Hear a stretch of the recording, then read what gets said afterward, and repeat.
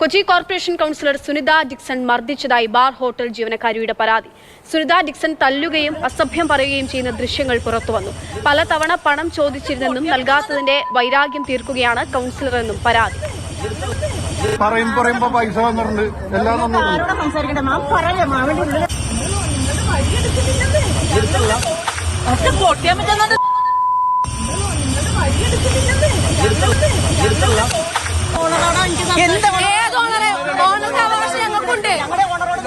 അങ്ങനെ അവരെ പരസ്യമായി കണ്ട് നമ്മളെ വീഡിയോ എടുക്കലും മോശമായി സംസാരിക്കാൻ തുടങ്ങി. അപ്പം ഞാനൊരു വീഡിയോ എടുത്തു. കാരണം നമുക്ക് എന്തെങ്കിലും തെളിവ് വേണമല്ലോ. ഈ വീഡിയോ എടുക്കുന്ന ഇടയിൽ ഈ പെണ്ണ് മൂന്നക്കടിക്കലും എൻ്റെ കൈ പിടിക്കലും അനാവശ്യ തെറി പറയലുണ്ടായത്.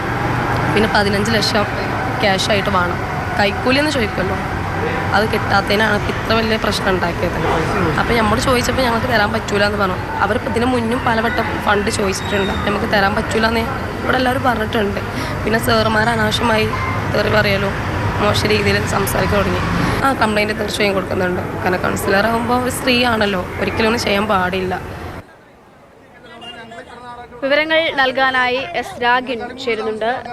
രാഗിൻ, എന്തോ ആയിക്കോട്ടെ, പ്രശ്നം എന്തോ ആയിക്കോട്ടെ, കയ്യേറ്റത്തിലേക്കും അസഭ്യം പറയുന്ന രീതിയിലേക്കുമൊക്കെ എത്തുക, അതും ഒരു ജനപ്രതിനിധി ഇത്തരത്തിലുള്ള തോന്നിവാസമൊക്കെ കാണിച്ചു കൂട്ടുന്നു എന്നുള്ളതാണ് ഇവിടെ പ്രധാനപ്പെട്ട വിഷയം. എന്താണ് യഥാർത്ഥത്തിൽ അവിടെ സംഭവിച്ചത്? പറയുന്ന ന്യായീകരണമായിരിക്കുമല്ലോ ഇനി സ്വാഭാവികമായിട്ടും ഉണ്ടാവുന്നത്. എന്താണ്? ഇന്ന് രാവിലെയാണ് ഈ സംഭവം ഉണ്ടാകുന്നത്. അവിടെ ഒരു ഹോട്ടലുണ്ട്, ബാർ ഹോട്ടലുണ്ട്. അവിടെ അത് കയ്യേറ്റം ഉണ്ടായിട്ടുണ്ട് എന്നാണ് ഈ കൗൺസിലറുടെ പരാതി. അങ്ങനെ അതിൻ്റെ ഭാഗമായിട്ട് അവിടെ ഒരു തോട് ശുചീകരണം നടത്തേണ്ടതായിട്ടുണ്ട്. അതിൻ്റെ ഭാഗമായി അവിടെ എത്തി. തുടർന്നാണ് ഈ ഇരു കൂട്ടരും തമ്മിൽ തർക്കമുണ്ടാകുന്നത്. പരസ്പരം അങ്ങോട്ടും ഇങ്ങോട്ടും ആരോപിക്കുന്നുണ്ട് ദൃശ്യങ്ങൾ പകർത്തിയെന്ന്. എന്നാൽ ഇതിൽ ചോദ്യമുയരുന്ന കാര്യം, ഇനിയിപ്പോൾ ഏതെങ്കിലും തരത്തിലുള്ള നിയമലംഘനങ്ങളോ മറ്റോ കാര്യങ്ങളോ ഒക്കെ ഉണ്ടെങ്കിൽ അതിന് നിയമവഴി തന്നെയുണ്ട് ആ ലംഘനങ്ങൾ, നിയമലംഘനത്തെ ചെറുക്കാനും തടയാനും ഒക്കെ. പക്ഷേ ഇത്തരത്തിൽ ഈ മുഖത്തടിക്കുന്ന സമീപനം എന്തുകൊണ്ട് ഉണ്ടായി എന്നതാണ് ഇപ്പോൾ ഉയരുന്ന ചോദ്യം. അത് സംബന്ധിച്ചാണ് പരാതിയുള്ളത്. മാത്രമല്ല കൈ പിടിച്ച് തിരിച്ചു എന്ന ഒരു പരാതിയും ഈ യുവതിയുടെ ഭാഗത്തു നിന്നും വന്നിട്ടുണ്ട്. കൂടാതെ അസഭ്യം പറയുന്നതും അതിൽ കേൾക്കാം. ഈ ദൃശ്യങ്ങളാണ് ഇപ്പോൾ പുറത്തേക്ക് വന്നിരിക്കുന്നത്. സംഭവത്തിൽ ഈ യുവതി ആശുപത്രിയിൽ ചികിത്സ തേടുകയും അതിനുശേഷം പോലീസിൽ പരാതി നൽകാൻ ഒരുങ്ങുകയുമാണ്.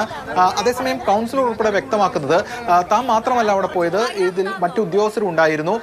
അപ്പോൾ അത് നിവർത്തിക്കാൻ, അതായത് ഈ നിയമലംഘനത്തെ കുറിച്ച് ഉള്ള കാര്യങ്ങൾ പറഞ്ഞ ഘട്ടത്തിലാണ് ഇത്തരത്തിൽ. നമുക്ക് കൗൺസിലറുടെ ആ പ്രതികരണം കൂടി കേൾക്കാം. മർദ്ദിച്ചിട്ടില്ലെന്നുള്ള അവകാശവാദമാണ് കൗൺസിലർ ഉന്നയിക്കുന്നത്. അതിലേക്ക് കൂടി ഒന്ന് പോകാം.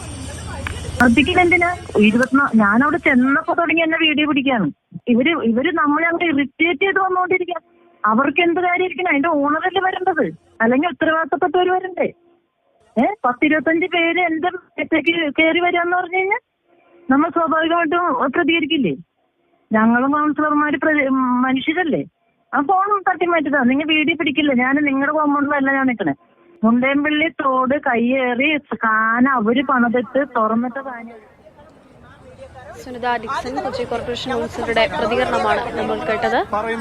എന്തായാലും ഒരാളുടെ മുഖത്തടിച്ചിട്ടാണ് ഇത്തരത്തിൽ വളരെ കൂളായിട്ട് തീർത്തും നിസാരവൽക്കരിച്ചുകൊണ്ട് ഒരു പ്രതികരണം ഇപ്പോൾ കൗൺസിലറുടെ ഭാഗത്തു നിന്നും ഉണ്ടായിരിക്കുന്നത്.